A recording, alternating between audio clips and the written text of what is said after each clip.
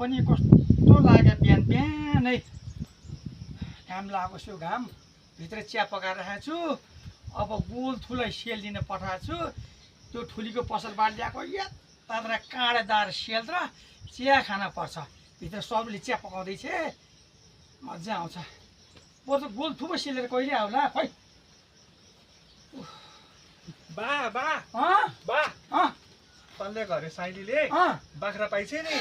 राम राम राम राम राम राम राम त्यो तलाको सानी बाख्रा पाइछ ए भगवान् यो कलियुग लाएर के सुन्नु पर्यो नि के सुन्न पर्यो पहिला पहिला त घोडाले मान्छे पाउँछ भन्थे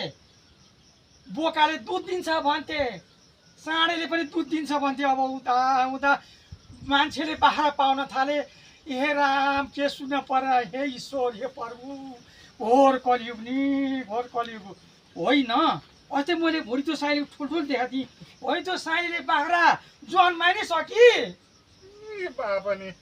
तल्ले घरे साइलीले बाख्रा पाइ भने हो त के त हराएको बाख्रा चाहिँ पाइ भनेको के